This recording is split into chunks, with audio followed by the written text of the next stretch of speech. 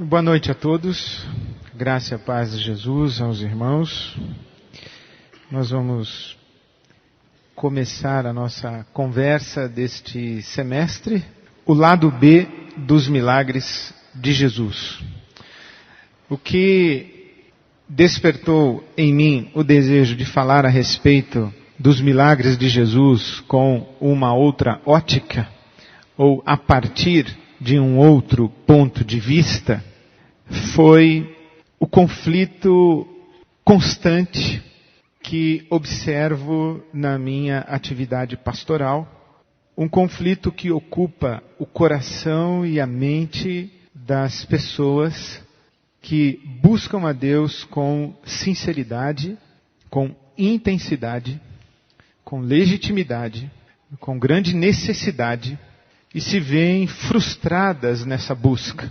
E me procuram fazendo perguntas e trazendo seus questionamentos a respeito dos milagres e da realidade dos milagres. Este conflito que despertou o meu desejo de lhes falar a respeito dos milagres de Jesus está bem explícito, coincidentemente num e-mail que eu recebi hoje, e me foi repassado por um amigo pastor, perguntando a minha opinião e uma sugestão de resposta a este homem aflito que escreveu o seguinte: por razões óbvias protejo o remetente, mas o título que ele deu à sua mensagem foi "Sou pregador, tragédia pessoal". O e-mail diz o seguinte, data de hoje,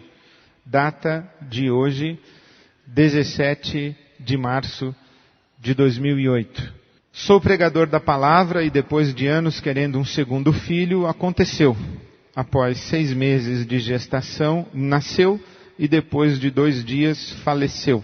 À medida que o tempo passa, meu coração tem ficado mais apertado e por muitas vezes tenho dito ao Senhor que como vou subir no púlpito para pregar se ao orar pela minha família, pela minha filha, ela não sobreviveu? Como continuar acreditando em Deus? Não que Ele não exista, mas sinto que fui traído por Ele e que Ele não ouve mais minhas intercessões. Simplesmente ter fé? Então, nada mais explícito do que a angústia deste irmão, que eu não conheço, mas com sua dor me solidarizo, e infelizmente posso testemunhar que ele não está sozinho. Ele não está sozinho. Há um sem número de pessoas que na angústia mais profunda buscou em Deus um milagre e o milagre não veio.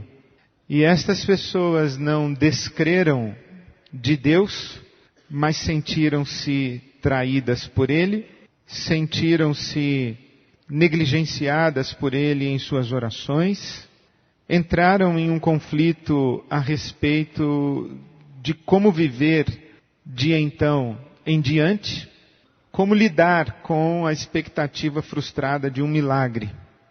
Por que o milagre acontece com ele e não aconteceu comigo? Por que o milagre não acontece sempre? Enfim, o milagre é uma questão delicadíssima da nossa realidade.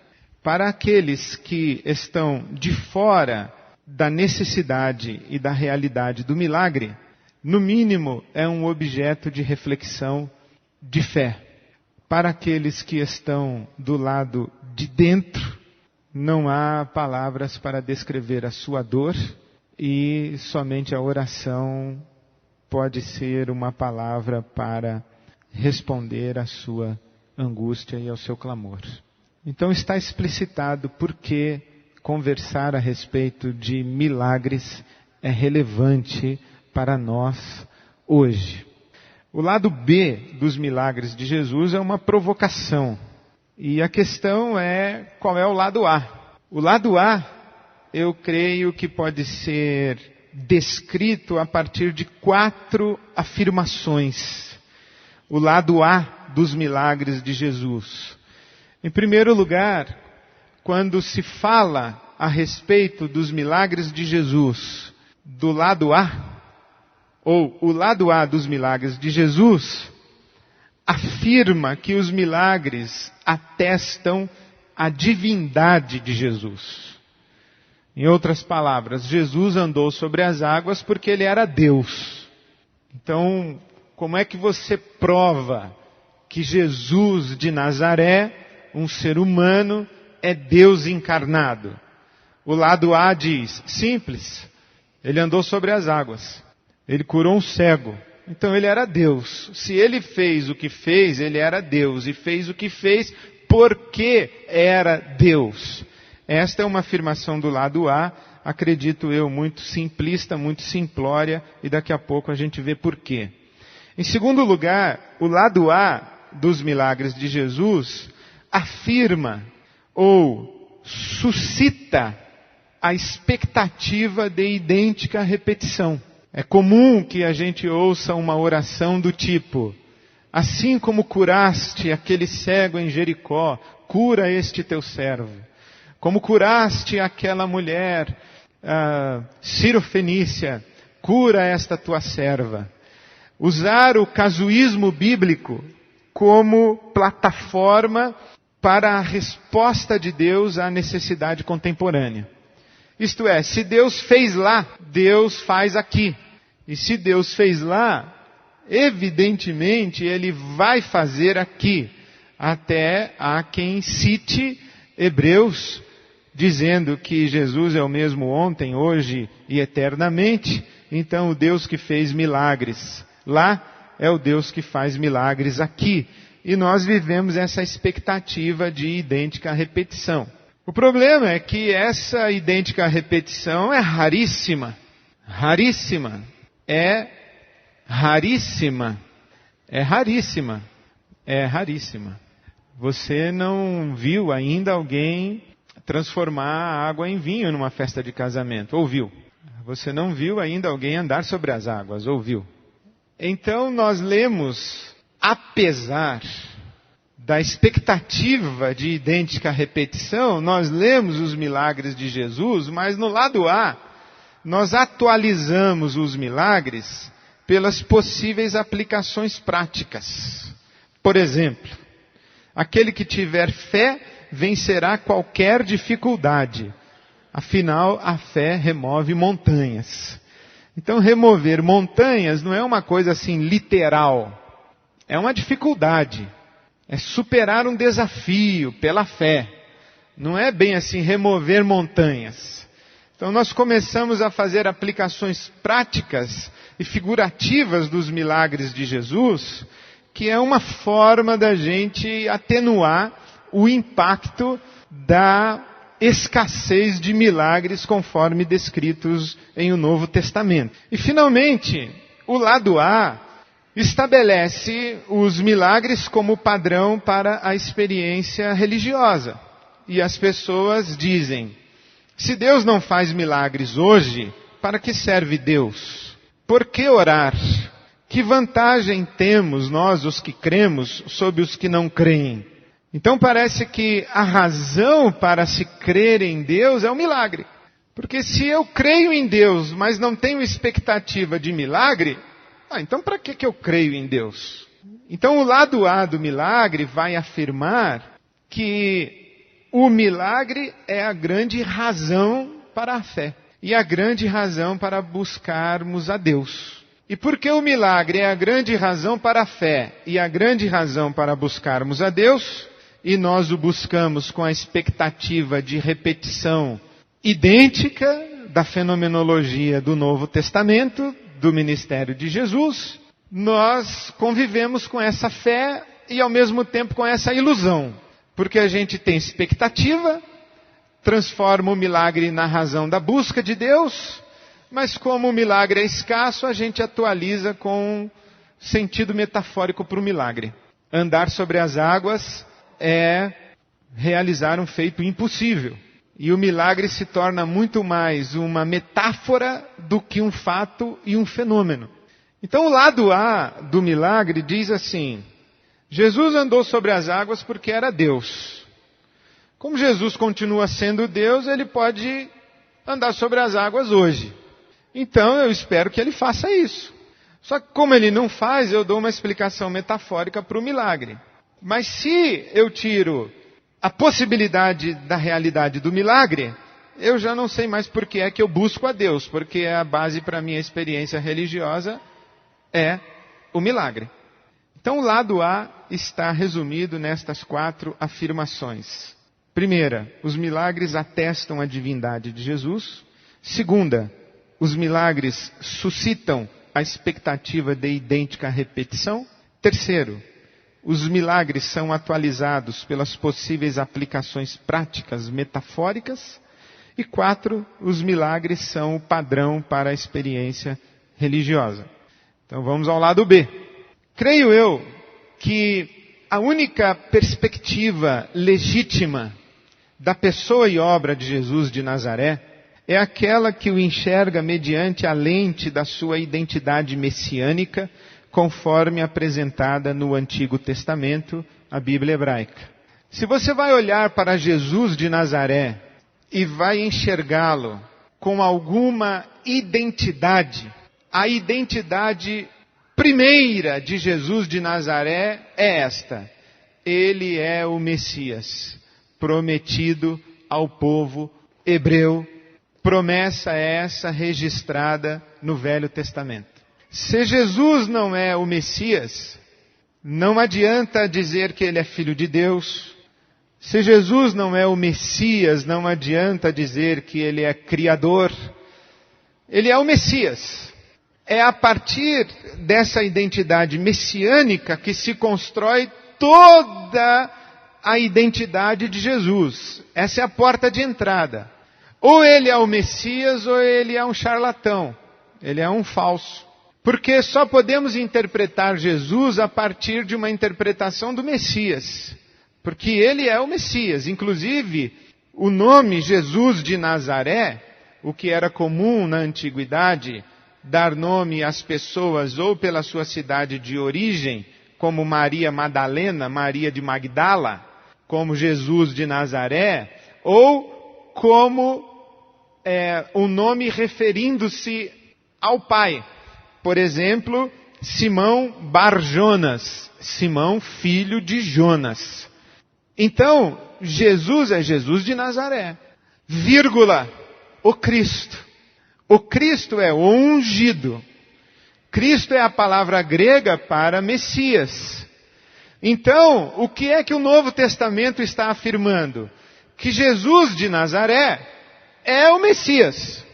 E nós incorporamos esse título Messias ao nome e achamos que Jesus Cristo é nome.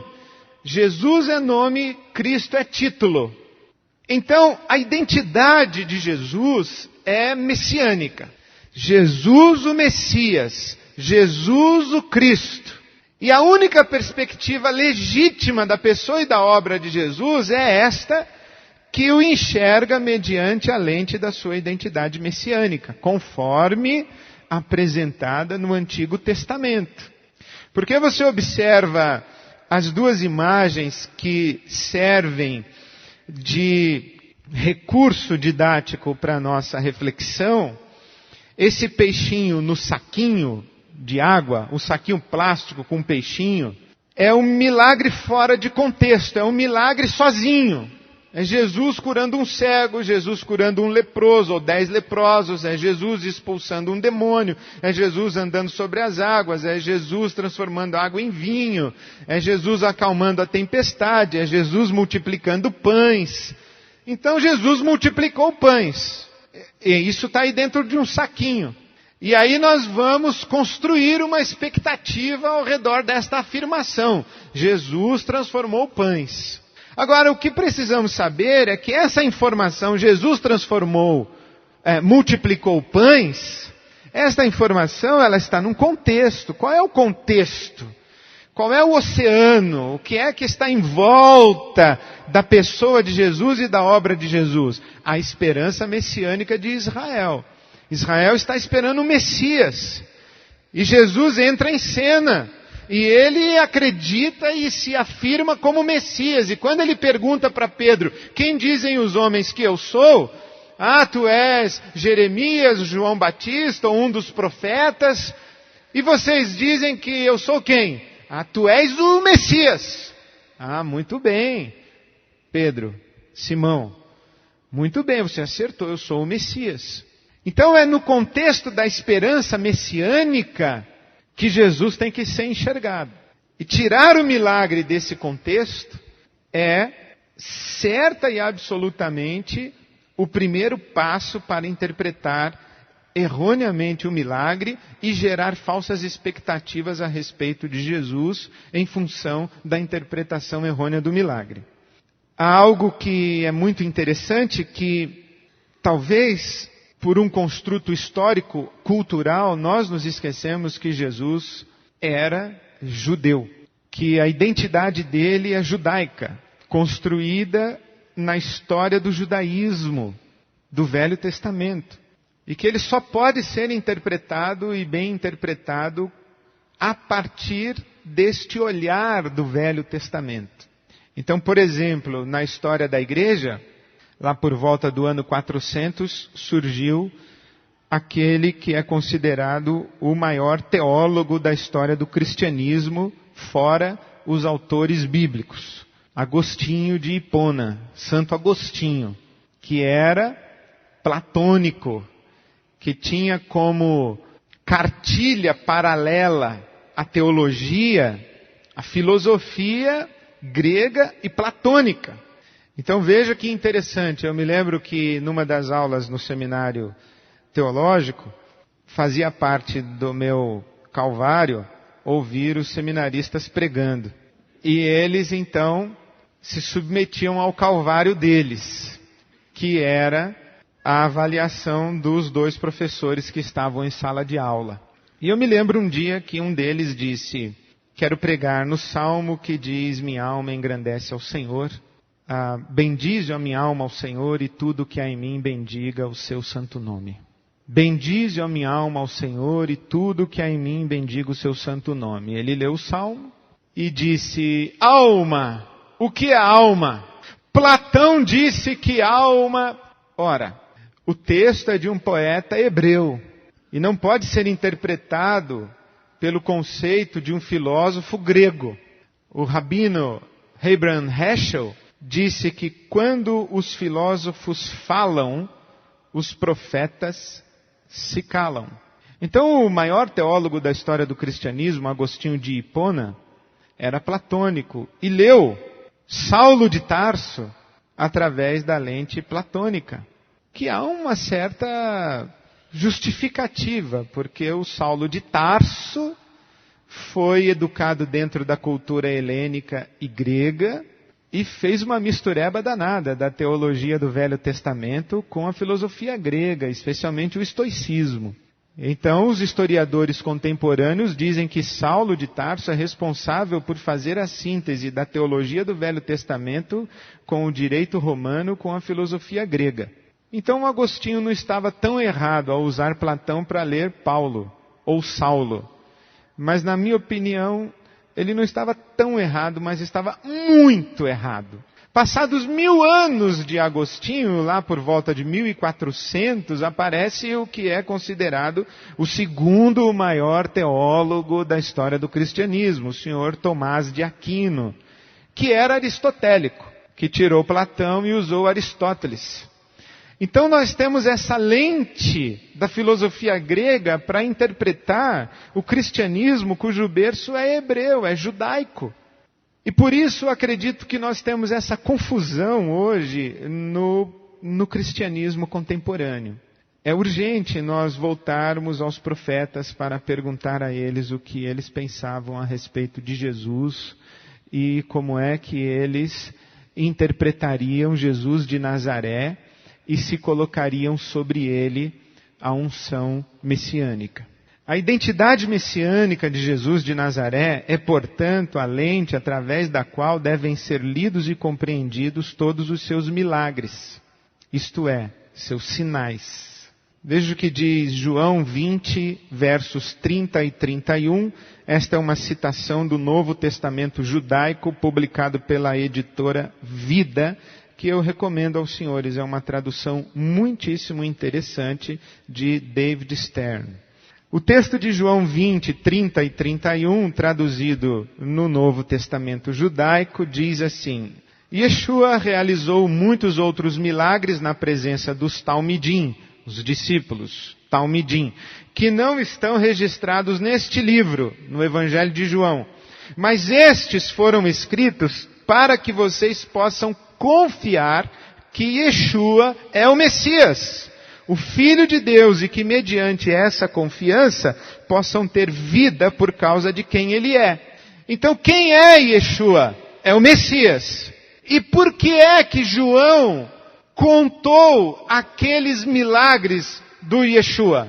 Para, através daqueles milagres, mostrar que aquele Yeshua era o Messias esperado. Então, a identidade messiânica de Jesus de Nazaré é, portanto, a lente através da qual devem ser lidos e compreendidos todos os seus milagres, que João chama de sinais. E você sabe que sinal não é um fim em si mesmo. O sinal aponta para um lado. Se é um sinal, o milagre não é para você ficar olhando para o milagre, é para olhar para onde o milagre aponta. E para onde o milagre aponta? Para a identidade messiânica do Yeshua, de Jesus. É como o ditado chinês, que diz que o sábio aponta para a lua. E o tolo, em vez de olhar para a lua, fica olhando para o dedo do sábio. Os milagres apontam para a identidade messiânica de Jesus. É para isso que nós temos que olhar. E olhando para Jesus como Messias, recebermos vida por causa de quem Ele é. O ungido, o Messias. Os milagres devem ser lidos e compreendidos como sinais da perfeita humanidade de Jesus de Nazaré em perfeita submissão a Deus o Pai. O que quero dizer com isso é que, em hipótese alguma, os milagres podem ou devem ser usados para apontarem a divindade de Jesus. Jesus não fez o que fez porque era Deus. Jesus fez o que fez porque era o homem perfeito em perfeita submissão ao Pai. Isso é essencial à fé cristã. Porque na qualidade de Deus, qualquer um faria o que Ele fez.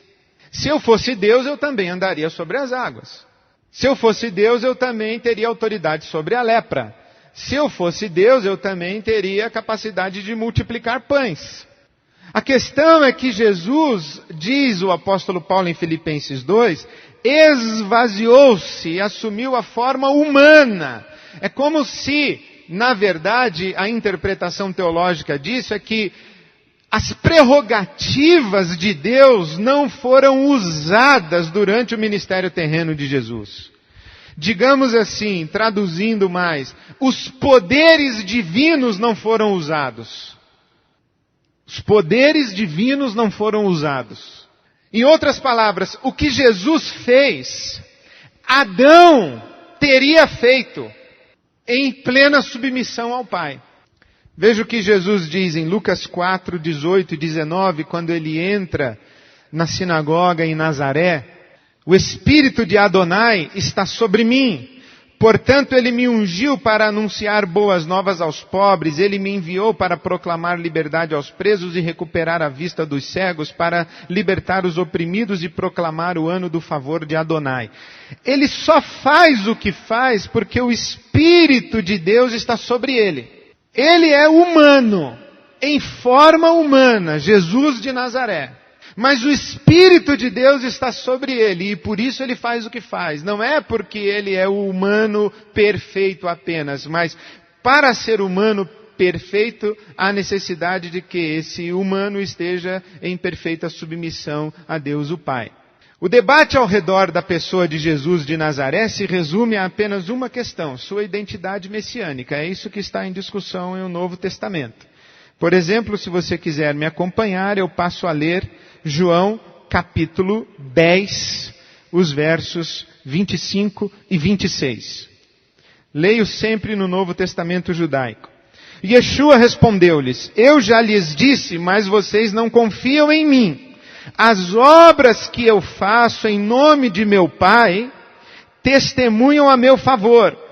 Mas o motivo de vocês não confiarem é que não estão incluídos entre minhas ovelhas. Olha que ele diz: as obras que eu faço em nome de meu Pai testemunham a meu favor. Vocês não confiam em mim. O que é que eles não confiam? Não confiam que ele, o Jesus, é o Messias. E ele está dizendo: olha, as obras que eu estou fazendo mostram que eu sou o Messias. Mas vocês não acreditam nisso. João capítulo 10, versos 32 e 33. Yeshua respondeu-lhes: vocês me viram fazer muitas boas obras que retratam o poder do Pai. Por qual delas querem me apedrejar? Não vamos apedrejá-lo por nenhuma boa obra, mas por blasfêmia, porque você, um simples homem, se apresenta como Deus. Em hebraico, Elohim. Porque em João capítulo 10, versículo 30, ele disse: eu e o Pai somos um.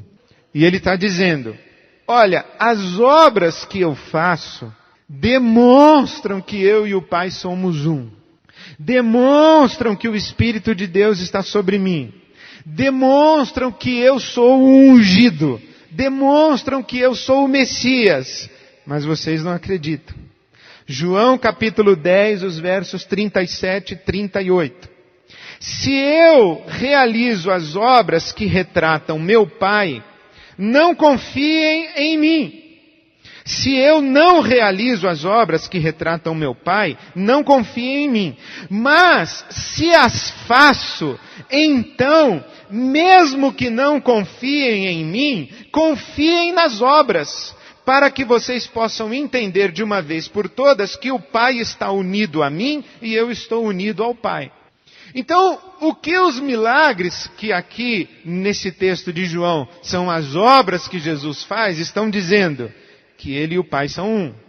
Que ele está unido ao Pai e o Pai está unido a ele. Que ele é o ungido, que ele é o Cristo, que ele é o Messias. João capítulo 15, os versos 24 e 25. Ele está dizendo que aquela geração que com ele convive é inexcusável. E ele justifica.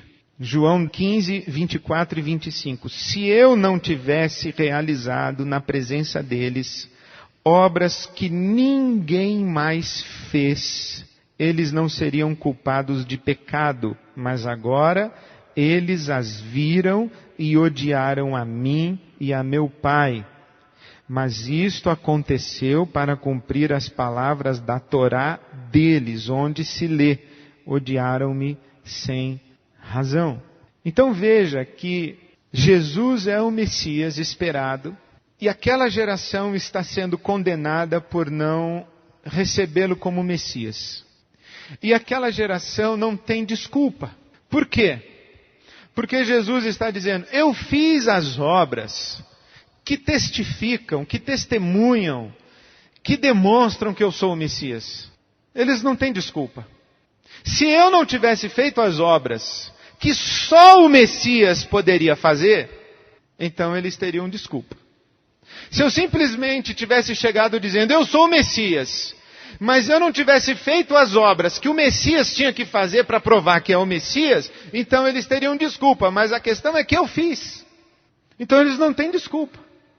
E quando ele diz aqui, as obras que ninguém mais fez, é porque tem uma peculiaridade nessa ação de Jesus. É que ele faz as obras que só o Messias faria. E ele faz as obras que são características, são explicitamente definidoras e reveladoras do Messias. Então, em síntese, o lado B dos milagres de Jesus é este lado que diz o seguinte: está vendo? Ele é o Messias. Se não fosse o Messias, não teria feito. Só o Messias poderia fazer isso. E para que você consiga enxergar no milagre de Jesus a revelação da sua identidade messiânica, o que é que você precisa fazer? Você precisa conhecer toda a esperança messiânica. Tudo que foi dito para Israel, para que Israel reconhecesse o Messias quando o Messias chegasse. Então você tem que ir para onde? Você tem que ir para o Velho Testamento e para a esperança messiânica. Não é para Platão nem para Aristóteles, não é para a Grécia. Você tem que ir para os profetas, você tem que ir para a Bíblia hebraica. Porque é através desse contexto messiânico, ou nesse contexto messiânico, que você vai encontrar as dicas, os critérios, os aspectos de avaliação para verificar se esse Jesus aqui é de fato o Messias que diz que era. Eu cito este texto de Oscar Scarsani, A Sombra do Templo, as influências do judaísmo no cristianismo primitivo. Ele diz o seguinte: é uma experiência fascinante ler os evangelhos da perspectiva da objeção judaica. Onde estão os sinais do reino? O que é que este autor está dizendo para nós? Que os biógrafos de Jesus escreveram os evangelhos em resposta a uma objeção judaica. Qual era a objeção judaica? Esse Jesus não é o Messias.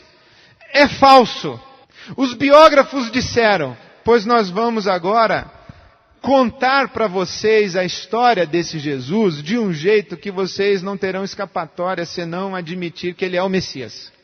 Então eles contam a história e escrevem a biografia de Jesus para dar resposta a essa pergunta: onde estão os sinais do reino? Onde estão os sinais do reino messiânico? Então eles escrevem: um dia Jesus entrou numa festa e aí os serviçais vieram e disseram: acabou o vinho. Aí ele falou para a mãe dele: mulher, que tenho eu contigo? E disse ao maître: jogue a água fora e encha as talhas, com água da purificação e vou transformar em vinho e sirva, etc. E os discípulos estão dizendo: tá vendo? Isso é um sinal do reino. Isso é um sinal de que ele é o Messias. Então, a narrativa dos milagres serve para isso. Por quê? Lembram-se de João, capítulo 20. Estes foram escritos para que vocês possam confiar que Yeshua é o Messias. Mais uma vez, Scorsani.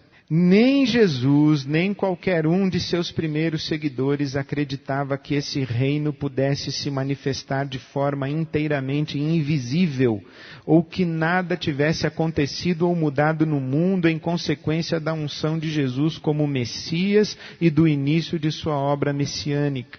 Quando Jesus diz: eu sou o Messias, alguma coisa tem que acontecer diferente em volta. Por quê? Porque os seus seguidores acreditavam que alguma coisa visível, palpável, concreta aconteceria em volta do Messias. A pergunta feita pelos contemporâneos de Jesus de Nazaré a respeito de ser ele o Messias era: ele trouxe consigo a era messiânica?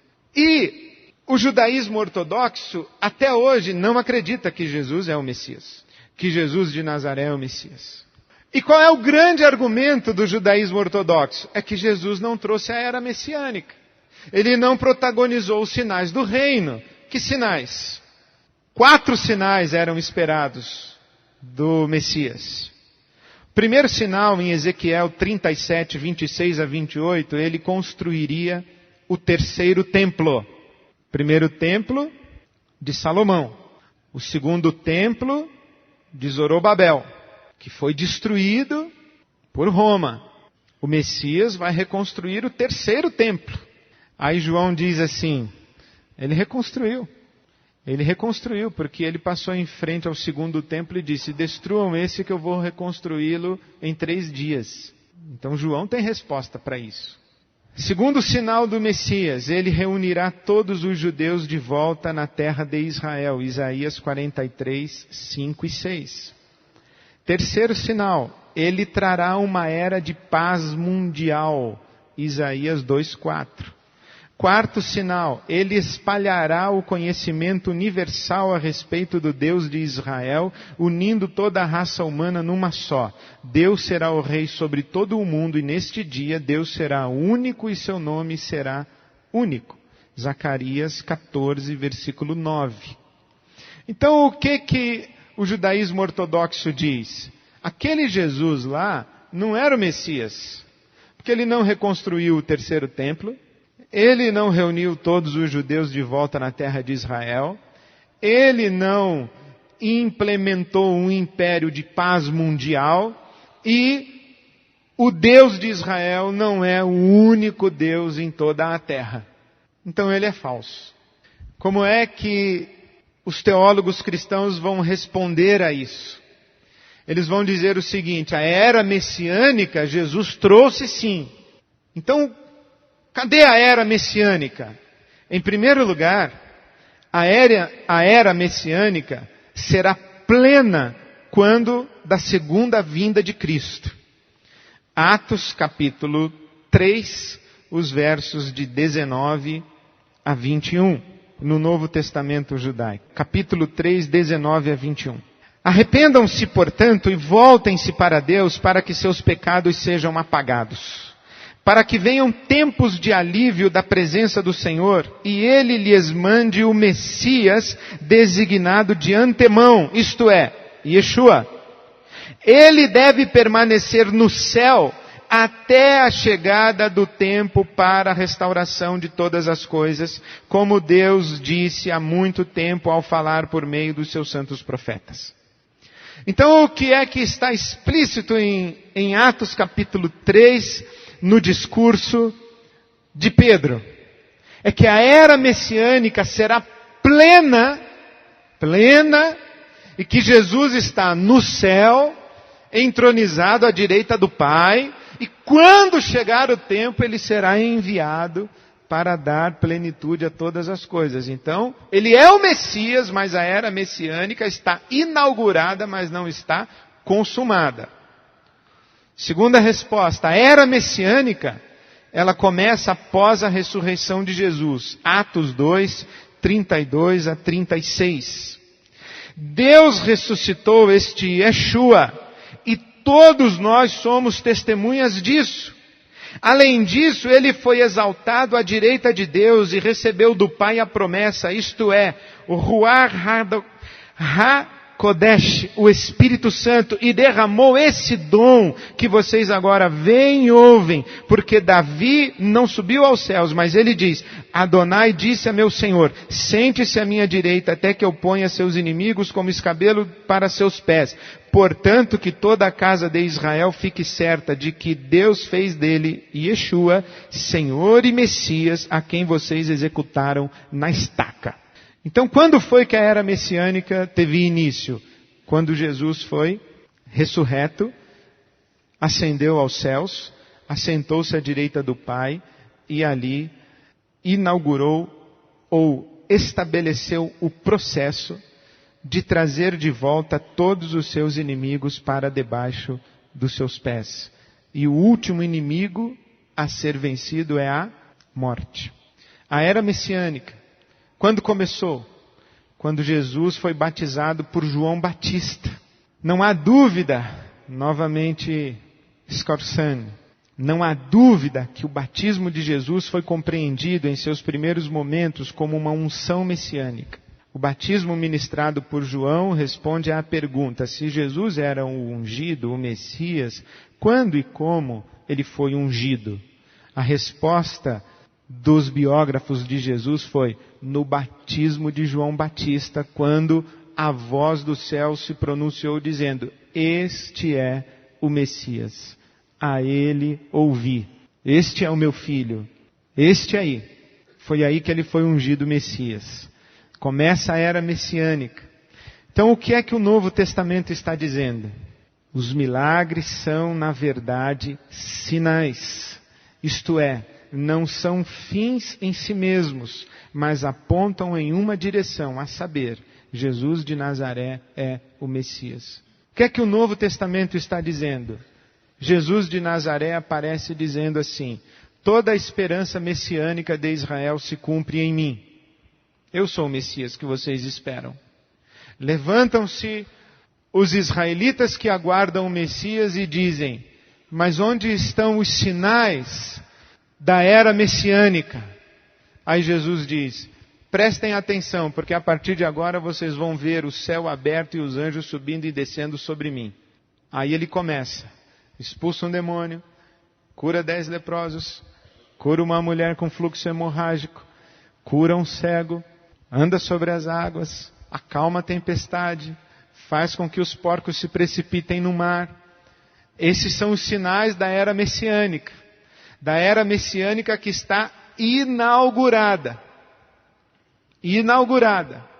e será consumada, de acordo com o que lemos em Atos capítulo 3, ele deve permanecer no céu até a chegada do tempo para a restauração de todas as coisas, como Deus disse há muito tempo ao falar por meio dos seus santos profetas. Atos 3, 21. Portanto, quando nós lemos um milagre de Jesus, a pergunta que devemos fazer é: o que esse milagre diz a respeito da identidade messiânica de Jesus? O que era esperado que o Messias fizesse e que Jesus fez com esse milagre? Como é que esse milagre aponta para Jesus dizendo: eis o Messias? Essa é a pergunta. Essa é a chave para você entrar nos milagres de Jesus. O lado A vai dizer assim: assim como o Senhor curou aquele cego, cura agora. O lado B vai dizer: mas quem foi que disse a você que o milagre feito por Jesus de Nazaré tem que se repetir hoje? Aquele milagre tinha uma função, dizer que ele era o Messias, e já fez a sua função, e já cumpriu a sua função, já disse que ele é o Messias. Por que é que você alimenta essa expectativa de idêntica repetição? Então você diz assim: ah, Jesus, faz o milagre de novo hoje. Aí vem o lado B e diz assim: mas você está buscando a Deus por causa do milagre? O milagre não é a razão pela qual você busca a Deus. O milagre diz que Jesus é o Messias. Você tem que buscar agora Jesus o Messias, não para receber um milagre, mas para receber a vida que o Messias tem para dar.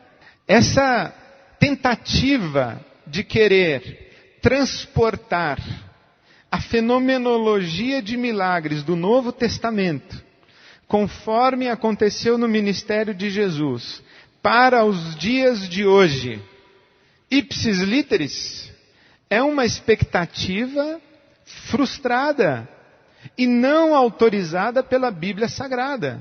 Significa que Deus não faz milagres hoje? Não significa, não estou dizendo isso. Significa que Jesus não faz milagres hoje? Não, não significa, não estou dizendo isso. Eu só estou dizendo que quando você estiver lendo a Bíblia Sagrada e perceber que Jesus fez um milagre, pergunte-se: o que é que esse milagre diz a respeito do Messias? Está claro que Jesus é o Messias? Está. Então o milagre perdeu sua função. O que é que ganhou valor agora? O Messias. Uma placa que indica o autódromo de Interlagos não presta para absolutamente mais nada depois que você chega no autódromo de Interlagos. O problema é que nós chegamos no autódromo de Interlagos e queremos fazer coleção de placa. Não faz sentido.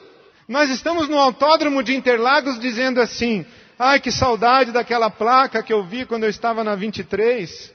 Ai, que saudade daquela placa que eu vi quando estava na Marginal.